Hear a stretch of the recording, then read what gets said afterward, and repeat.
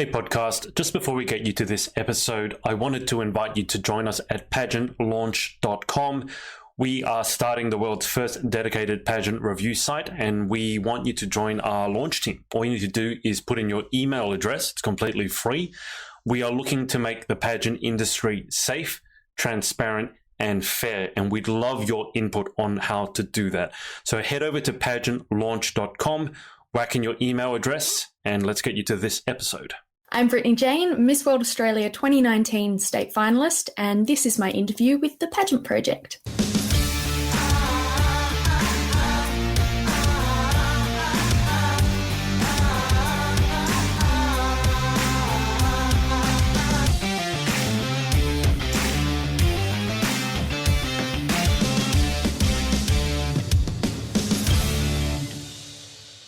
G'day guys, it's Adrian from the Pageant Project, and I'm with Brittany Jane, who is a Miss World Australia State Finalist from last year. Brittany, welcome to the show. Thank you very much. It's awesome to be here. I am with the one pageant girl who probably knows more about streaming than I do. Brittany streams gaming on Twitch. How much do you know about streaming, and was it as hard for you? I'm going to get straight into it. Was it as hard for you to figure out streaming as it was for me? Very difficult. I only started streaming March this year, and yeah, it's all of the software, because I was going from using a Mac to using Windows. That was a massive learning curve for me, and all of the programs were very confusing. No, you can't really even use OBS on Mac, can you? I mean, I know it exists, but it has a lot of features that are missing, doesn't it? I'm not entirely sure. I just knew straight away that if I wanted a streaming laptop, it had to be Windows, not Mac. Okay, just so I have some jealousy here, can you describe the tech specs of your current gaming setup or your setup? Oh, yes. I will definitely say that off the top of my head. I'm actually not too sure off the top of my head, but most people will stream off a PC, solid PC, and if they do use a laptop in their streaming setup, it'll be either to game or to stream solely, not both, because laptops really struggle with that sort of thing. But somehow mine manages to stream and game, so it's pretty high spec. I built it through MetaBox, pretty cool Australian laptop or computer company. Right. So can you this is all nerd talk. Maybe I'll just say hello to other people. So full disclosure, the reason I really wanted to do this interview is because everyone says I'm not a typical pageant girl, but then and that's now what typical pageant girl says. I can't talk anymore. I've had too much coffee. But I am a little bit of a gaming nerd, and Brittany obviously streams. I'll just go through the comments here. You've got Sandal, who's over in America, saying hello. You've got hello. a Jack. I don't know how to pronounce the last name. Jack, Jack! Yes. Yeah, he does hype. That sounds like that. Well, she does hype. Stream stuff. Hype is like an emote. Oh, okay. Yeah. All right. And Deborah Old, or Oldie, I assume it's old. Yeah. Hello, people, Brittany. Okay, so let's get the pageant prerequisite stuff out of the way first. Now, you were in Miss World Australia last year. How did you get involved with that? Because gaming and pageantry doesn't have a huge overlap. No, they don't. I was scrolling through Instagram and an ad came up, and I'm very easily influenced by Instagram ads. And I was seriously super influenced by Instagram ads. I booked in to go skydiving through an Instagram ad. It is ridiculous. Anyway, I saw the Instagram ad and kind of brushed it off, because my sort of view on pageants prior to participating in one was that it was very just nasty, sort of competitive, not very welcoming.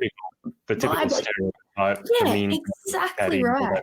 Yeah. So I was like, no, I won't do it. But it stuck in my head, and a couple of days later, I was still thinking about it. So I thought, I'll just have another look. I'll see what the requirements are. and looking at the requirements, I think the cutoff for it was 25 years old or something like that. And I'm 24 at the moment. So I was like, oh damn, I need to get in quick. And I thought, may as well just give it a crack. And so glad I did. Definitely, from my experience, the stereotypes were very incorrect. I met some absolutely beautiful women through it, and yeah, definitely want to do it again. So is a pageant in your future? I mean, pageantry is all like on pause at the moment for the most part because of Corona. But do you envision yourself maybe participating again sometime down the track? Yes. Probably when, I don't know, it would probably be after I'm 25, so maybe a different sort of pageant. But cost-wise, I'll have to be in a good position. Pageantry is not a cheap occupation. It might actually cost more than gaming. I mean, gaming, you make your computer once and you pay for your internet. Every time you enter a pageant, you need to buy all these gowns and everything else.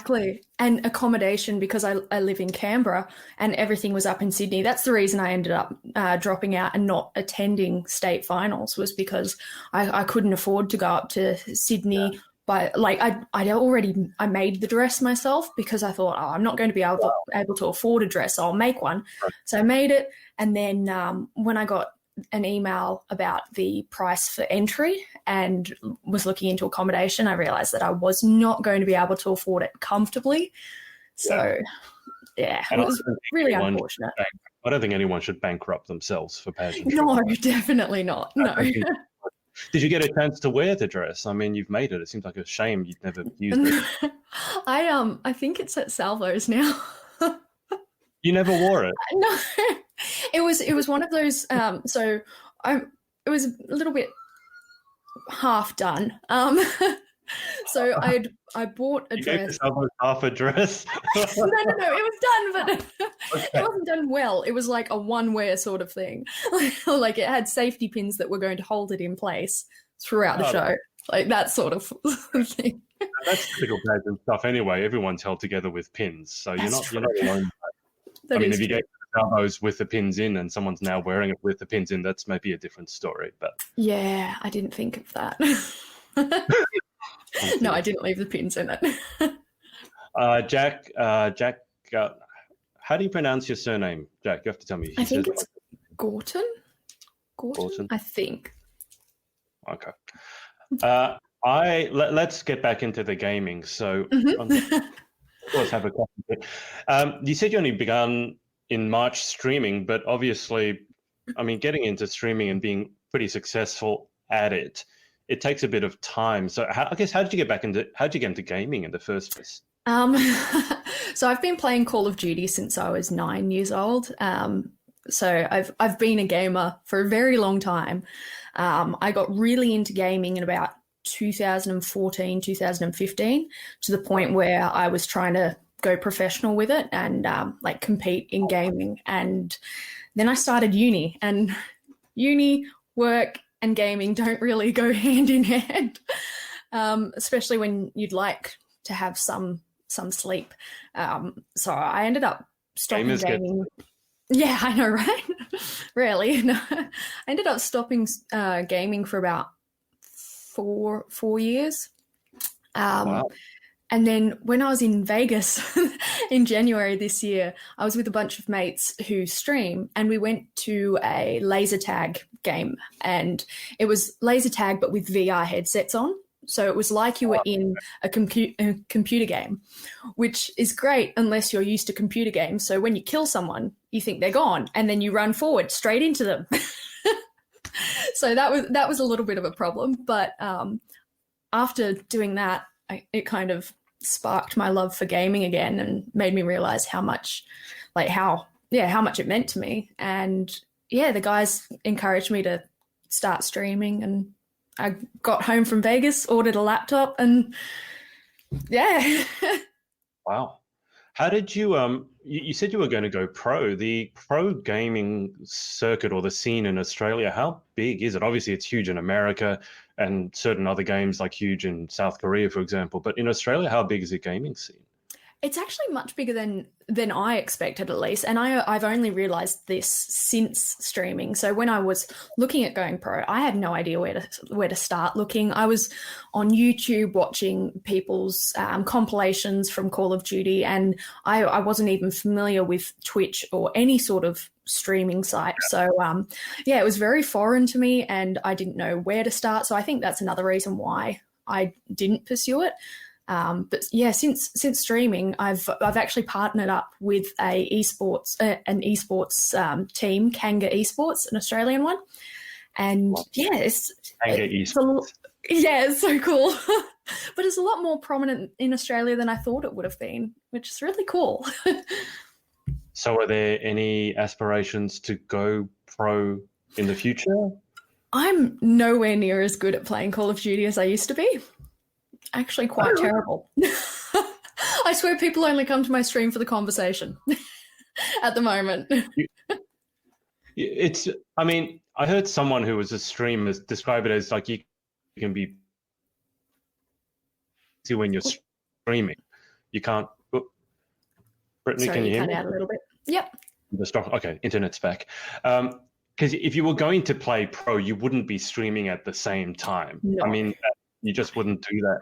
Or you could, but you wouldn't chat. Yeah, it'd be it's hard to entertain an audience whilst also trying to shoot people on a screen. Very much. So how, if you wanted to go pro, because I think this is fascinating, a lot of people won't know this, how much training or practice has to go into it? I think, did you cut out at the start of me saying how long it takes to... Yeah. Okay, no, that's cool. I pretty much just said that it's really hard to gauge how much practice and time people would have to put into getting into pro gaming, because it's really dependent on how quickly people pick up certain skills. So, yeah. So you don't think you're good enough now? Like, if you hadn't had that 4-year break, do you think it would have been different? It kind of sounds very. If you don't get into it by 13 or 14, you're considered old. Is gaming the same way?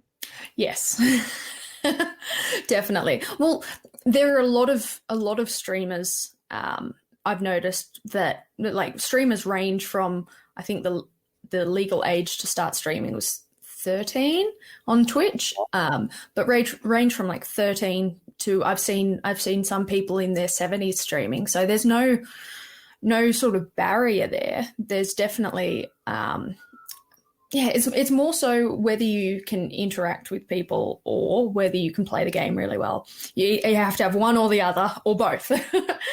Right. So in terms of the age with streaming, does it depend on the sort of gaming you're doing? Like if you're playing, let's say, an online card game, it doesn't quite take the reflexes, I'm assuming, that I can't play first-person shooters to save my life. I just can't do it. But I would assume they're very different sort of esports to play, right? Very, very different, but there are some people who have the knack throughout their whole life, and some people who don't, I guess. Yeah, I've seen a lot of people who are in the high end of the age bracket, I guess, for streamers who are playing first-person shooters and really fast-paced interactive games. Okay, so in terms of the streaming then, so you said you've begun in March, it's August now, so it's not even been 6 months. How have you been finding it? Amazing.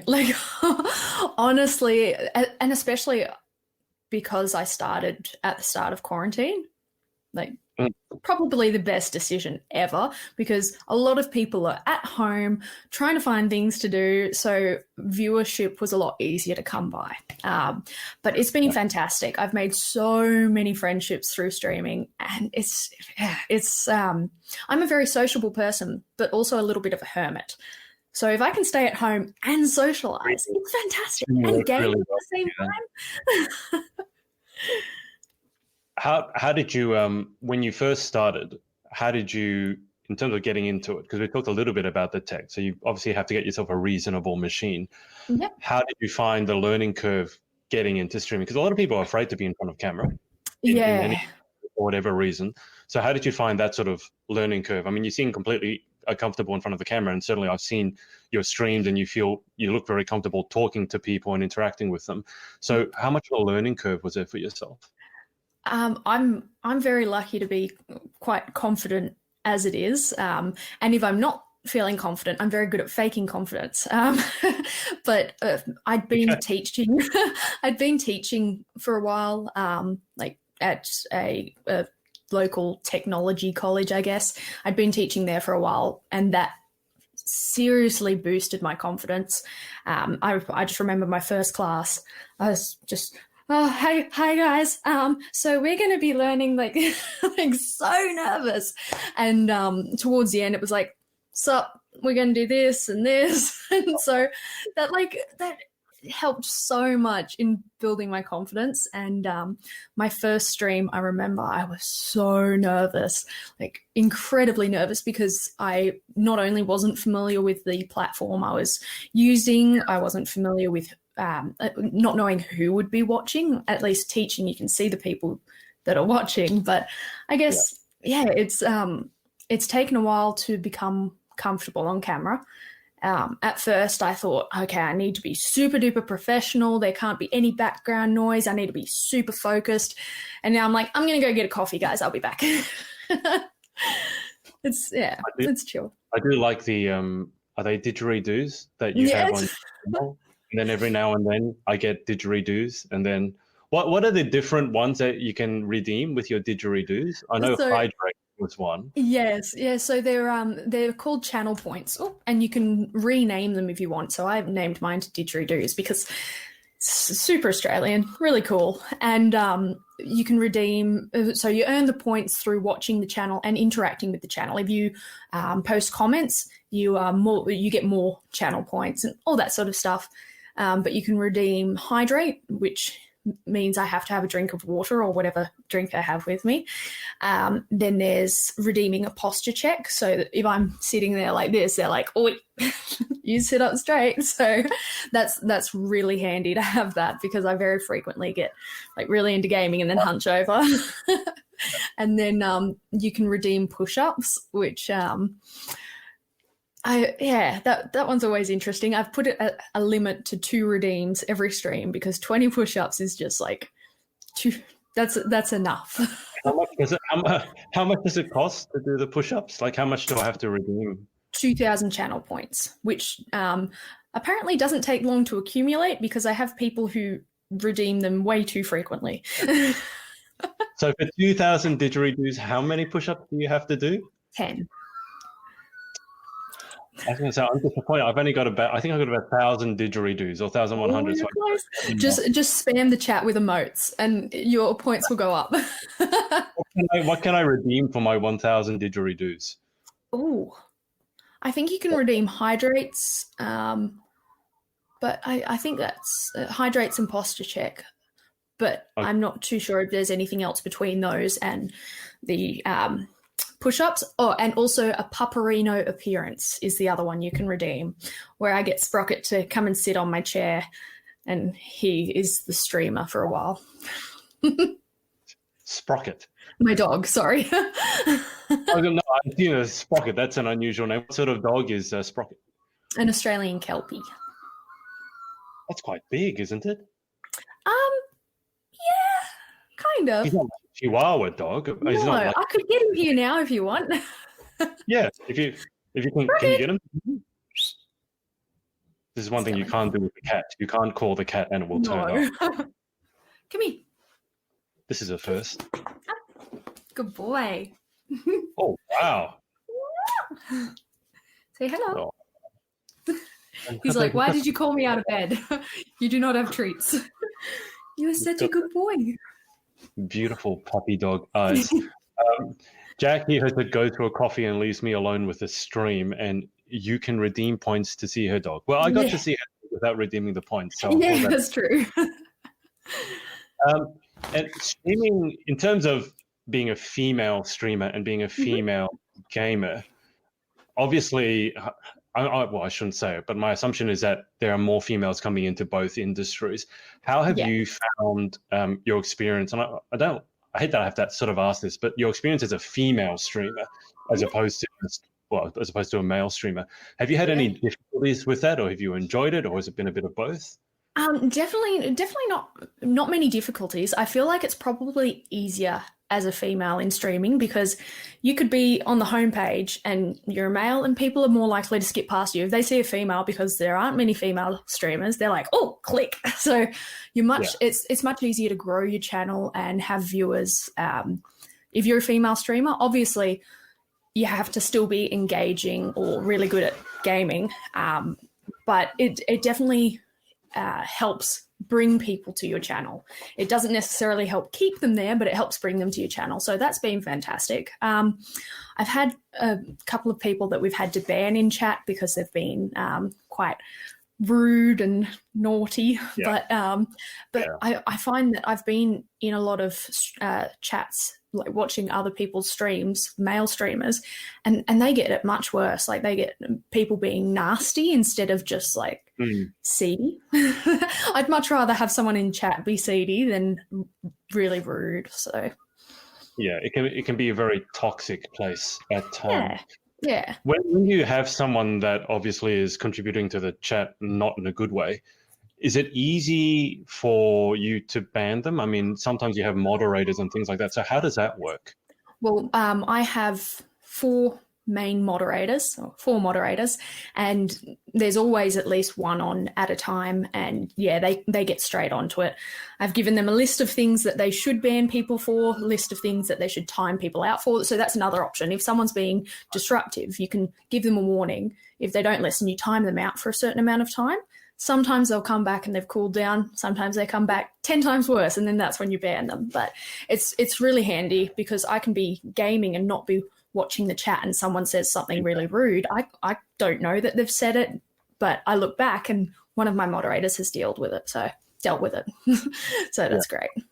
Yeah, I actually saw that in one of your streams, someone put in something that was inappropriate and one of your moderators deleted the comment, which I thought was really good. Because if you're gaming, especially doing shooting, you can't really always be looking. I mean, you could be looking at your chat, but it's not going to go well. Exactly, yeah. Do you have any, I mean, what are your goals? I mean, do you have any goals for your Twitch channel, or are you just taking it day as it comes and see how it goes?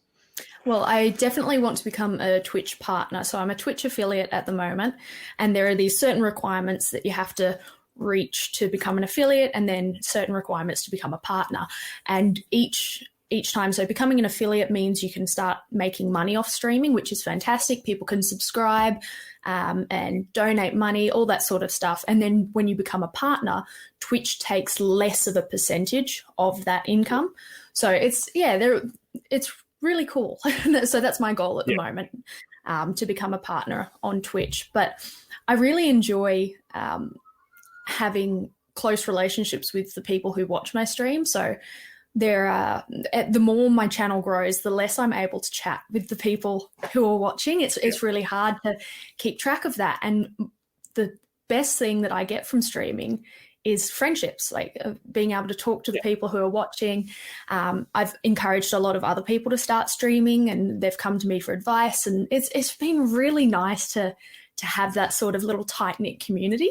And when we raid another channel, so when you finish your stream, you can put all of your viewers over to another channel. So when we raid, we put lots of emotes and welcome messages and stuff in the chat and really make it a big deal. And I find that I've been raided by some really big channels, and they don't have that sort of close-knit community feel. Yeah. So like you could get raided by, say, 100 people and there'll be 2 comments in chat, but I'll raid with 20 viewers and there's 100 chat comments. Yeah. You build that community. So I mean, out of the people who watch you, I mean, how many would you say regulars do you have? Like you recognize the names when they pop in? A lot. Yeah. So, oh gosh, so I have a Discord channel. So Discord is a voice chat and like a text chat for, I guess, anyone, but mostly used by streamers and gamers. And in that, I've got one specifically for subscribers, and I've got 50 people in there. And that's just subscribers who have Discord or who have taken the time to come and join the Discord. So that's just like the inner circle of the subscribers. There are people like frequent viewers who aren't even in there, and I know them by name, sort of thing. And to become a Twitch partner, what are the requirements as opposed to being a Twitch affiliate? Oh, the requirements are... Is it a subscriber amount? No. So thankfully it doesn't take subscriptions into account. I think it's you have to have streamed, and it takes into account within the last 30 days. So you have to have streamed for, I think, 12 hours, have an average of 75 viewers, and 12 days within that 30 days, have an average of 75 viewers, and I think it's like 30 or 40 hours worth of streaming in that month. Okay, that's a considerable amount. How close do you feel you are to getting that? So I've ticked the boxes for the amount of hours streamed and the days streamed. I'm on, I think, 39 average viewers at the moment, but it's grown like significantly in the past 2 weeks. I have no idea why. I went from like 20 viewers each stream to between 40 from 40 to 60. It's I don't know what's happened. Well, it's a good thing. However, it happened. Exactly. Jack here has chimed in. Hardest part about partners, even if you reach your requirements, they judge you and accept manually. Oh, I didn't know that, Jack. Thank you. I thought it would be an automated process. If they have specific requirements, talking about Twitch, I would have thought if you make the numbers, then they would accept you automatically. I think because a lot of people can fake the followers and viewership. So there's this sort of there's this community that runs a Discord channel and I think a Facebook channel. I saw it on YouTube where they get a heap of streamers together and they boost each other. So anytime someone's on, you go watch that person's stream and you earn points by doing it. So there's anyone who's in that group is usually automatically, like, it's Twitch knows, and so do companies that sponsor streamers. So they are aware of who's on this sort of blacklist sort of thing. They know. And so if they're approached by someone who's asking for a sponsorship and saying, look, these are my stats, I have this many viewers each time, they can go, well, actually, that's fake viewership, so get out of here. I really dislike that. That's the equivalent of Instagram buying followers and Instagram engagement pods. It's like it's not real, and I find it very.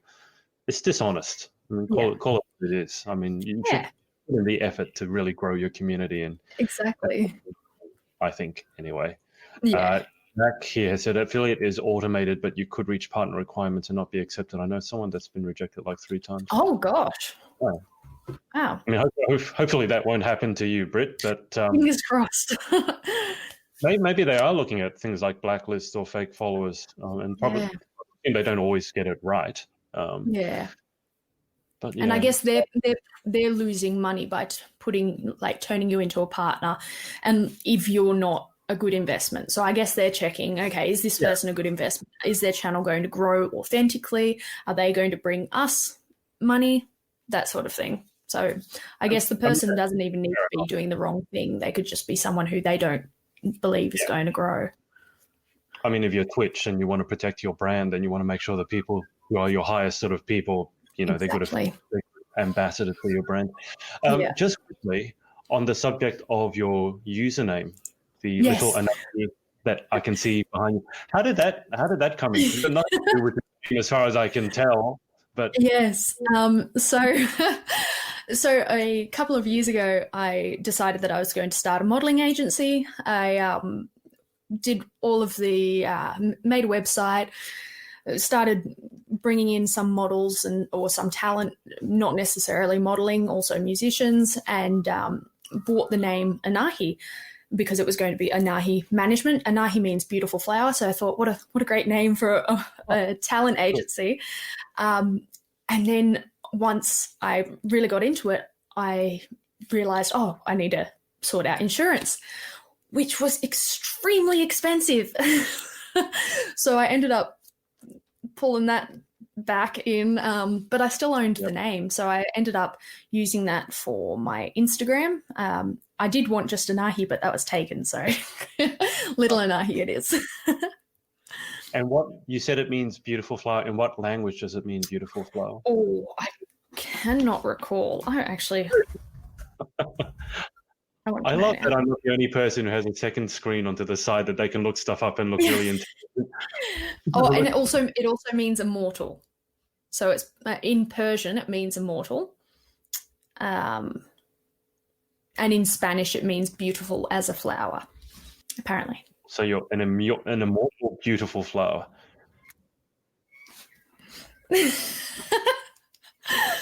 Try to be. I just feel that's like tempting fate. It's like calling a ship the HMS Unsinkable or something. It's just like, let's not go there. Calling it the Titanic. Calling yourself immortal. Well, I didn't realize it meant immortal, so okay. Hopefully it doesn't jinx it, because I didn't know. And tell me more about the merch. We can see the behind you. Actually, do you want to grab it? You can. So, wow, it is. So tell us how you got the merch done, and have you been happy with it? Because I mentioned to you, it looks amazing. Oh yeah, if only Sprocket could grab it for me, because I'm attached. So I started it through Streamlabs. Streamlabs I was initially using as my OBS, which is a broadcasting studio for live streaming. You're familiar with, but the viewers may not be. So Streamlabs also runs a merchandise store. So instead of buying products and then sending them to get printed, or buying products, getting them printed, and then you having to ship them out individually to people who buy them, it's all done through Streamlabs. So I just add the designs into Streamlabs, put them onto whatever products I want, choose the prices and how much profit I want to make from each one, and then I don't touch anything after that. It's fantastic. It's really good. How long did it take for you to get your merch? Because that was the only concern I had with Streamlabs, is that it's American, as I understand it. It's like us Australians are like a third or fourth concern. I was like, if I ever get it, it's going to cost me $5,000 to ship it. So how long did it to get it to yourself? Well, considering Corona, it took a while. I think it took about 3 to 4 weeks. That's probably what I expect, especially during Corona. Yes, exactly. But so for example, Jack in the chat, he also streams, and I bought some of his merchandise, and everyone else who bought his merchandise after me, who is in the UK, have already received theirs, but I still haven't. So it's very dependent. So obviously I'm imagining it's pretty quick to get it in America. Is the UK pretty quick as well? And then we're just, whenever we get it, we get it. Yeah. Sad. Because I mean, it looks amazing. Like I wouldn't mind ordering like the cushion just to have the. And it comes with the fill too. Like it's got the filling in it. I expected just to get a pillowcase. Because that's usually how it is. But yeah, it came with the filling and everything, and it's double-sided. Oh, I will grab it. 1 second. Yeah, go grab it.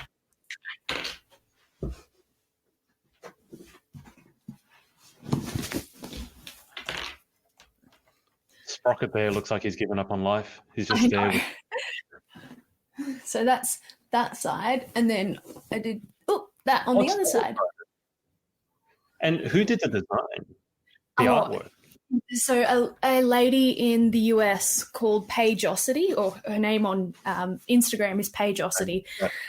So she's cousins with one of my friends, and they recommended I get my artwork done through her, because I was looking at getting it done, and yeah, she's fantastic. She's really lovely too. Oh, I mean, it looks amazing. So what are the merch? So it's the mug, it's the cushion. Are those the two things that you can get, or is there anything else? And then there are, I think, 2 or 3 different types of T-shirts, 2 different types of hoodies, and also most of it has the anime on, but I have done some with just the LA logo, so that if someone doesn't want to be repping half-naked anime, then they can still rep the merch. And what else?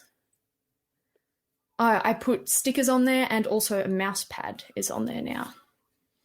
That's right, the stickers and the mouse pad.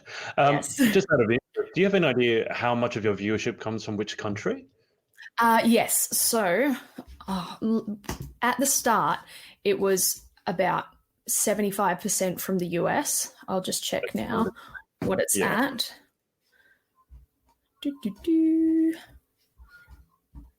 Oh, here we go.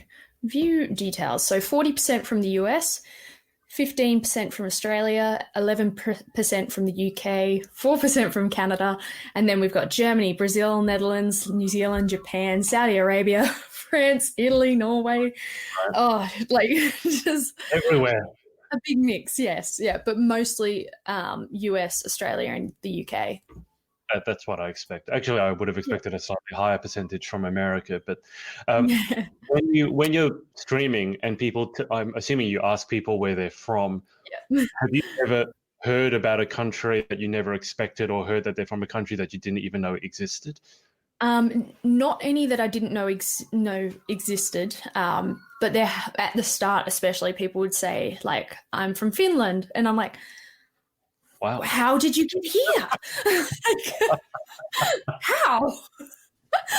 It's just so bizarre. Like, yeah, I didn't expect it at the start, that's for sure. Now I'm not surprised anymore. I get some crazy places. I can imagine. So, I mean, if someone's watching this and they wanted to get into streaming, and let's say, because we're interviewing through Pageantry, let's say it's a young female who wants to get into streaming, they love their gaming. What advice? So definitely getting a good PC setup, get a good camera. So I've actually got a blog about this on my website, detailing how I did it the cheapest way possible, and also while I didn't have much space for a gaming setup when I first started. So it's the cheapest way to set it up, and also the minimalistic sort of way to set it up. So most important part is the computer and a microphone. You don't need to use a camera initially.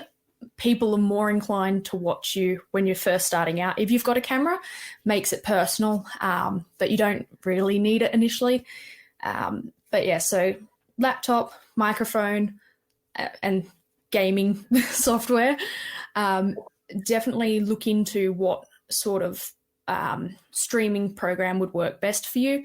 Streamlabs is a really good one to start off with. It's very simple. It's really easy to understand. I started off with Streamlabs and then switched to OBS Live, which is a lot more technical and quite hard to get your head around. Definitely also recommend watching as many YouTube videos as possible on how to get into streaming, how the software works. Once you do get a camera, you can get a cheap camera, but get a little ring light or something with it as well. I've got this $15 one that my mum got me that also holds your mobile phone, and you just clip it onto something. So I've got that. The lighting makes a huge difference to the quality of the camera. So you could have a cheap camera and good lighting, and it looks much better quality. So mine's a very, very cheap camera. So, and the quality is quite impressive. Sorry? It's sharp. The picture quality looks really good. Yeah. Other than that, the main thing when you actually start streaming is to be as interactive as possible, or extremely good at gaming. But even then, people, if someone follows you, really make a big deal out of it. If someone is chatting with you and asking you questions, as long as they're acceptable, answer them. Like the point of going to Twitch instead of YouTube is to interact with people. Twitch has very poor browsability. It's really hard to just go onto Twitch and watch something interesting and have that sort of satisfaction of watching content. YouTube, it has all of the best clips in one. It's not like you've got the boring parts where the person's not talking or stuff like that. So you really have to make up for it by talking with the chat. The other thing is when you don't have people in chat, and you can't have dead air. like on radio, you just talk to yourself. I found that easy because I do that anyway. But really just so a good way to do it is if you die, just, damn it, that sucks, blah, blah, blah, or that guy keeps killing me, or when you kill someone, be like, hell yeah, that was awesome, and just like drag out the conversation that you would usually have when you like do that sort of thing. It encourages conversation in the chat, and even if it doesn't, just keep going. Like the worst part is when you start streaming and you can see that you have viewers but no one's chatting, and you're like, so how's everyone going? And no one replies, and you're just sitting there like, it's so you really need to just be comfortable with talking to yourself on camera. Have a little bit of music playing in the background. That sometimes helps, but make sure that it's not copyrighted music or you'll get in trouble. I've heard about that, the NCS music, the no copyright sounds, and then finding out about that because people have streamed, for example, pageants have live streamed them, and the pageant has been playing, copyrighted music, and their whole stream has been muted because they didn't know that. It's horrible. It's it's pretty bad. Yeah, I'm amazed that people don't realize that. In terms of maybe for Twitch, it's a bit different. But I mean, obviously, when I started streaming, I had a significant period of time where you're streaming, there's no one watching, or every now and then there's one person, and it can be a bit disheartening. I mean, how did you manage to make it through that initial phase, or did you sort of catch it at the right moment and immediately there were people watching? So the first few weeks, I had very minimal viewers. Like if I had 3 viewers, I was like, oh my gosh, there were 3 people, and most of the time one of those viewers was my partner, and I didn't think of that. I was just like, there were 3 people. It still counts. Counts. Exactly. And it is really difficult to deal with that. It's very much like if you're used to posting on Instagram and getting lots of likes, and then suddenly a photo doesn't get a lot of likes. It's horrible that our self-worth is reliant on that, but it is. That's just how it is. So when you don't have people viewing it, it's disheartening. So my main mentality around that was, I'm gaming, I'm enjoying what I'm doing, whether someone's there or not, that shouldn't matter to me. Like it still did a little bit, but I tried to just have the mentality of, I'm gaming, I'm just having a fun time, and people are able to watch if they want. Once you become an affiliate or partner and you're bringing in an income from streaming, it is much harder to process when you do have lower viewership, because not only is your self-worth reliant on it, but so is your income. And that is a lot more difficult to kind of deal with. Thankfully I have a job anyway, so anything that comes from Twitch is like an extra bonus sort of income. But I know a lot of people are affiliates and relying on that income to live. So having a drop in viewership or a drop in subscriber count, other people will be like, oh, it doesn't matter, it's just social media. But it's not only is your career. Exactly. Not only is your self-worth tied to that, and you feel like, oh, what am I doing wrong? Why don't people like me as much? It's like your friend group suddenly disappearing, and like you get paid for each friend you have. Suddenly those friends are gone. So not only did you lose your friends, but you lost your money. So it's difficult. Cool. Do you have any plans to make it like make Twitch streaming a full-time occupation, or is it always going to be the interesting side hustle that you got going on, the one that you enjoy? I definitely think I would turn content creation into a full-time thing eventually. Mm-hmm. So using all of the social media platforms that I'm active on as a sort of medium. But I don't think I would ever go full-time streaming. I feel like that wouldn't be very satisfying for me. I very much like doing multiple things at once. And I don't think I could quit my job, to be honest. I love my job so much. Even if I was earning more than enough to live off Twitch, I think I would still rather keep my job. It lets me travel and everything, so that's great. Good that you have a job that you enjoy. What do you do for your day job? Yes. So I work in marketing for a defense company. That's different. Yes. So when I did when I competed in Miss World Australia, I was working with them as an electronics engineer. So I did my apprenticeship with them. And then my plan was always to go from engineering into business development and marketing. Then when I'm selling a product, it's not like, oh, you know this because you read it off a piece of paper. It's like, I built that, so shush. So that was always the plan. So yeah, mid last year, I transferred over into business development marketing, and it's been absolutely amazing. Like, so rewarding. Right. Okay. That does sound, it's good that you have a job that you love so much that you actually enjoy it. And it's not just something that you do because you have to earn a living. Exactly. Apart from the pageantry and the gaming and the job, what else do you do if there's any time for hobbies? Because normally with pageant girls, there's not any time for anything else. But I know that you do music as well. So I was about to point to the guitars, but they're not in the camera. The last stream that I was watching, you started playing guitar, and then they got you brought back into the game, and then you were playing whilst you were holding a guitar. That's quite skillful. It's like trying to hold a guitar whilst you're trying to. It was impressive. It was hilarious. But what do you do in your spare time, if you have any? So yes, I sing and play guitar. I really enjoy rock climbing, so that's sort of that side of things. Oh gosh, I like drawing and painting, taking the dog for a walk, that sort of thing. Yeah. Yes, that was Jack in the chat. That was his plan to bring me back into the game while I was trying to sing. Cheeky bugger. I will mention also you do something that I don't normally do on my streams, because my streams are normally like in the morning. So you sometimes have a drink, which I would love to have. It's just like at 8 or 6 in the morning. It's probably not a good look to be having, I don't know, a Jack Daniels and Coke or something like that. It's always the time to drink.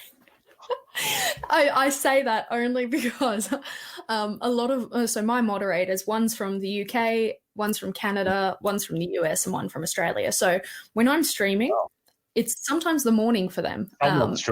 Someone will be drinking. Exactly. So I'm usually my streams are usually at nighttime, and especially on a Friday, I'll have a drink. And Jack, who's in the chat, is from the UK. And I like to encourage him to do shots with me when it's 9 a.m. for him. So I've frequently had him drunk by 11 a.m. I'm not ashamed to say that because he's the one who's doing it.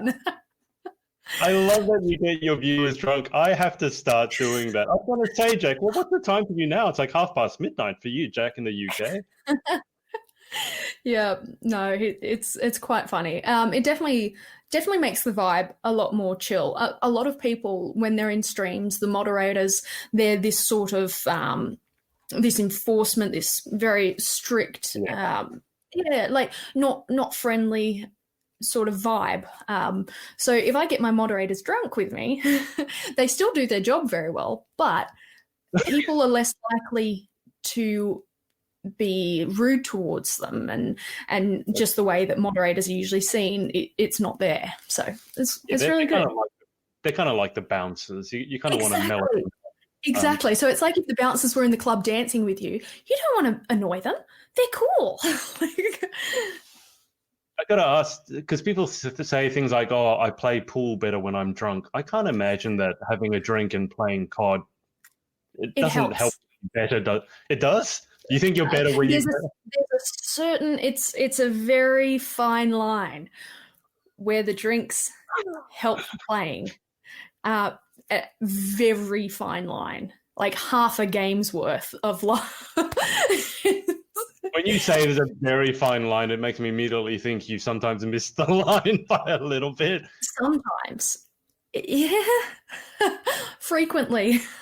And it's like one and a half drinks maybe. It's like, oh, look at me playing. It's so much better than usual. And then straight after that, it's like downhill in playing.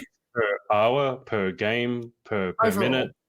Like Overall. if it's 1.5 drinks, it's like, okay, yeah, I'm comfortable. I'm feeling the sort of rhythm of the game. We're killing a lot of people. It's really cool. And then after that, it's just like, why can't I kill anyone? God. Jack, since you're watching, you'll have to tell us what has been your favorite Brittany streaming moment. You must have like a favorite. No, I mean, don't. there must be. I mean, Brittany, do you have any favorite moments of all time, or like most embarrassing moments, dare I ask? Definitely most embarrassing one, which I'm Here we very go. reluctant to talk about. But so I'm mention it anyway. Yeah, I'm a big fan of Naruto, and I also am a fan of Yu-Gi-Oh, like the game itself, like the card game, not necessarily the show. I had a couple of drinks, and I could see in the background that I had my Yu-Gi-Oh box set of all my cards, and so I've gone, is anyone here a Naruto fan? Completely forgetting that I was talking about Yu-Gi-Oh. And I've gone, I'm not one of those fake Naruto fans. I'm a real Naruto fan. And I've picked up the box of Yu-Gi-Oh cards and gone, see? And then I've gone, I mean Yu-Gi-Oh! Oh my God. And it was so embarrassing, like genuine, like that tummy twisting embarrassment. It was horrible. It was really bad. You would sound very fake if you did that. You'd sound like someone who was trying to pretend they knew what they were doing when they weren't. Exactly. And especially because I was like, I'm not one of those fake Naruto fans. Like, oh, you tosser. How many drinks down were you down when you did that? It was a Friday night, late in the evening. What did Jack said here? Me getting her to do 4 tequila shots at 9 a.m. her time. We don't speak of that. She has a viewer called War Von Butt Stuff. Yeah, the usernames on Twitch are hilarious. Yeah. And she said, I'll just call you Butt Stuff because that's the most important. The worst part is someone clipped that and only clipped that part. So they've clipped me saying butt stuff. That's the most important part. I'm like, no, why would you not clip the context? So there's a clip of me on the internet saying that, and it's quite embarrassing. Mandy Talbman here said, "Love you, Brit." That's one of the reasons I like to interview a range of people, because in pageantry often we can't have a laugh at ourselves because we always have to portray that we're perfect. Whereas in Twitch, if someone makes a clip like that, it's hilarious. Whereas if you make that in pageantry, be like, "Oh, take it down. No one can think that I'm like that." It's like that. Exactly. Which is hard though, because it's not necessarily the person who's at fault for thinking they have to appear as perfect, but it is the community in general. If you're doing a pageant, it is very much you're putting your best foot forward. So you don't want anything incriminating about you out there. So, for example, tripping over, like that seems like such a mundane sort of thing, irrelevant. But in that industry, it is a big deal that lessens the professional appearance. So I totally understand. People in pageantry being like, "Oh, take that down, please." But in Twitch, it doesn't really matter.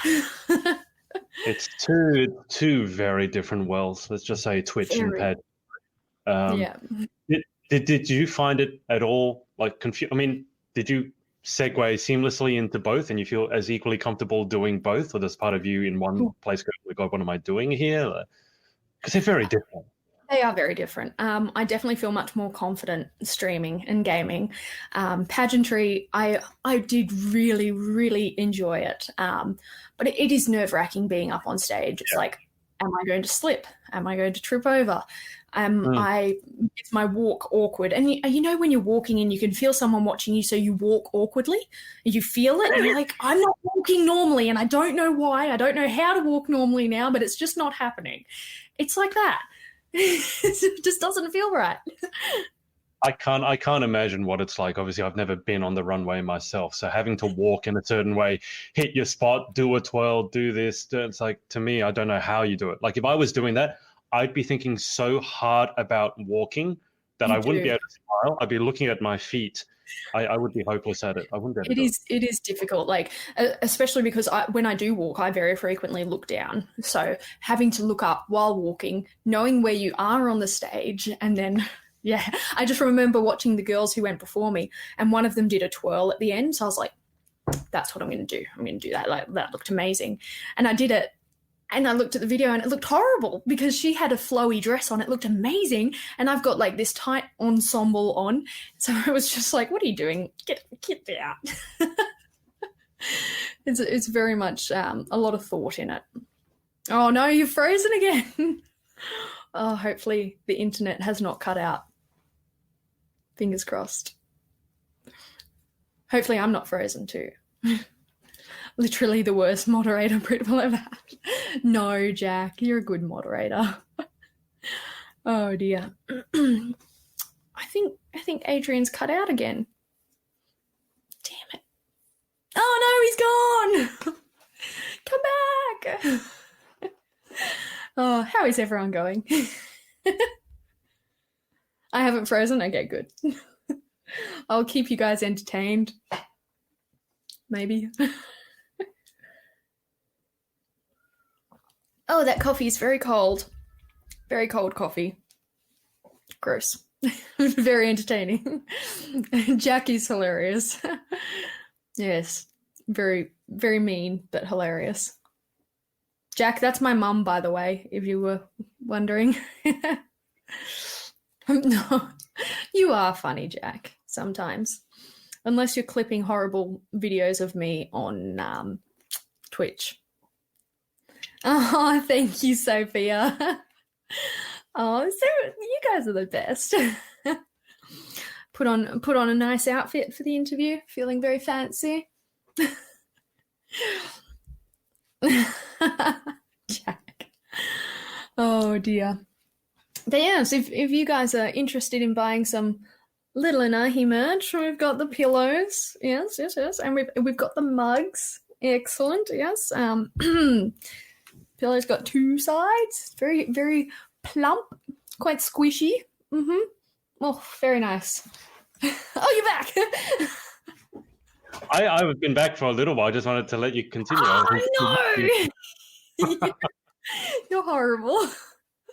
This is an advertisement for the NBN, like 1 hour interview, and it cuts out twice. I'm gonna get up Telstra after this. It's just pathetic. I was worried this would happen. Do you have any issues with your internet? No, we're pretty lucky here. We've got who are we with? Australian Broadband or something like that. It's a brand that I hadn't heard of, but they're a very, very big brand for internet in Australia, and really good. Really good. Actually, there's a Twitch streamer who has a promo code for it. I can't remember who it is, but my partner set it up through that promo code. I was going to say, like, Australian internet is not, like, there's a lot, like, everything in this country we should be grateful for, except the bloody internet. Internet, 100%. I before moving into Canberra, I lived in a country town outside of Canberra, and before we got NBN, the internet was terrible, and even after we got NBN, the internet was terrible, but nowhere near as bad as it was before. Like, you couldn't even load an email, let alone play video games. Oh, what shall we do? Right. I'll be back. So, since it's dropping out every 5 seconds, let's just do the final 10 questions, because I feel like I'm tempting fate here. Okay, so sorry guys for all the interruptions. I'm sorry, Britt. I'm sure you've been doing amazing. Okay?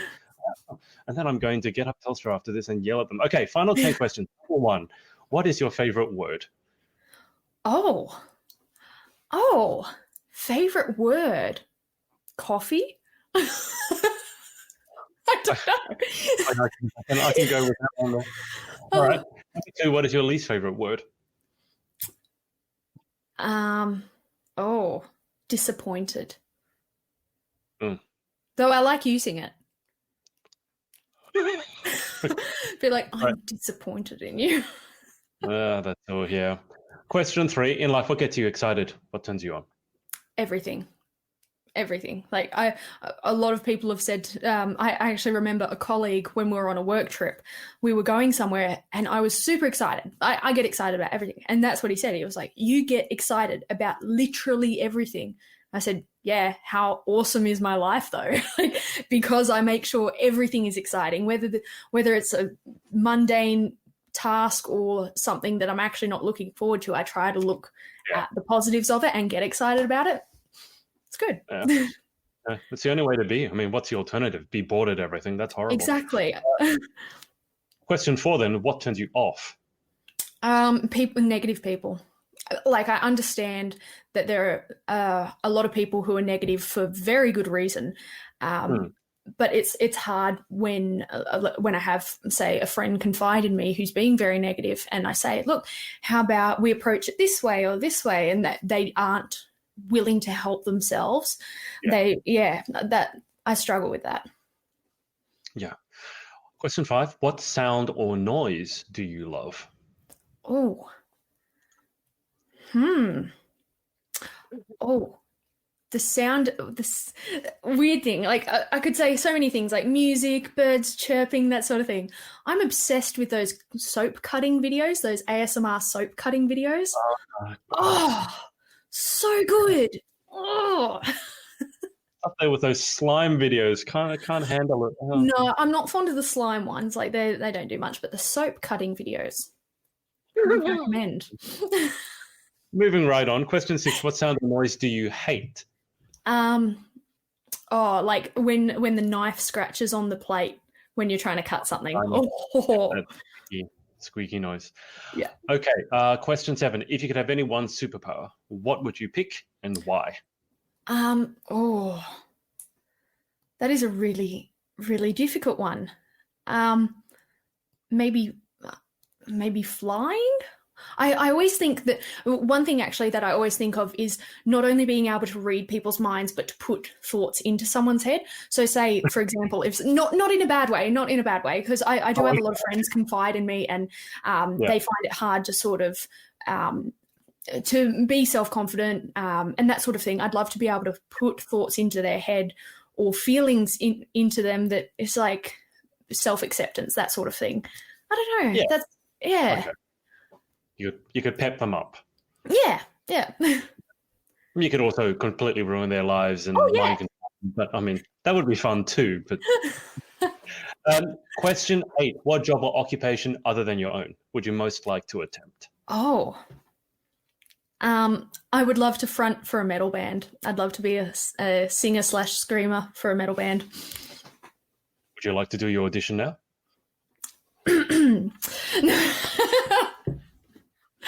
I'm good. Just imagine someone screaming on screen. Yeah. What the hell's going on here? That's a different one. Do you have a good scream? Because normally the screamers are men. Yes. Well, there's a lot of female screamers out there. For example, Ginger. She does, however, sound like a male. Like she's got male vocals. Yeah. Amazing, but people like the lady who sings for In This Moment, she's got an amazing screaming voice as well. But a lot of people are under the impression that it's something that hurts your vocal cords, but if you're doing it properly, it's not. So, for example, a fry scream, you know that noise that you make where it's like that noise? Yeah. Well, it's actually just an adaptation of that. So you shouldn't be hurting your vocal cords at all if you're screaming correctly. Okay, because I was going to say if you ruined your voice and when you scream you start sounding like this. Yeah, like a smoker. Yeah.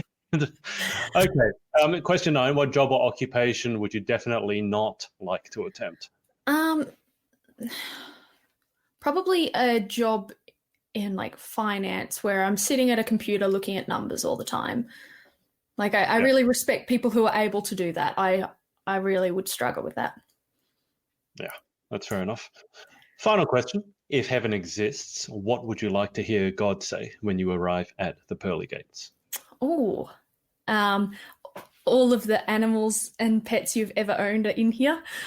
That would be fantastic. That would be amazing. Heaven is a petting zoo. Yes, that would be the best.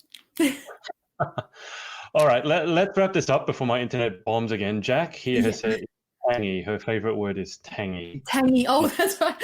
When someone I was playing Call of Duty with said tangy, and I thought he meant like, oh, that someone killed him and it was like a tangy kill. Like it was really good but frustrating. Like that's the first thing that came to my mind. But he was actually reading the name of the person who killed him. So we just made it a thing on my stream that tangy means you got killed, and it was a good kill, but you're annoyed about it. So it was tangy. I don't know. Okay. Deborah here said, even from a child, she has always been excited and the fun-loving person she is, but I'm biased. That's my mom. I figured as much. After these interviews, I've done so many of them, I can tell when it's the mum commenting. Yeah. Even if like, yeah, that's the mum. Chris has asked, where's a hydrate regime? Oh, Chris from my stream. Is flying a superpower, though? Can't kick someone's ass with flying. Oh, you could? Come out of nowhere? I always have dreams about it. Yeah. Okay. Brittany, look, thank you so much for your time. Thank you very much for inviting me along to do this interview. It's been good fun. We'll have to do it again when I figure how to make my internet less interruptible, less tangy. That's what I'm going to say. Yes. As tangy. Proud of you. I'm not a fan. I'll send you the link to the broadband we use. Yeah, do that. Yeah. And thanks to all you guys for watching and all your comments. I'm sure you got to see a different side. Well, not a different side, because you talk a lot on stream. But but still. Interesting. Always interesting to get to know the person behind the stream. So, Britt, I'll keep you on the line for just a sec whilst I hang up with the audience. Thanks for watching, and we'll speak to you next time. What's up, guys? It's Adrian again. Hope you enjoyed this episode. Remember to head over to pageantlaunch.com. Join our launch team for our review site. It's super important to all of us to make sure that the industry is safe, transparent, and fair. So head over to pageantlaunch.com, write in your email address, and we'll speak to you next time.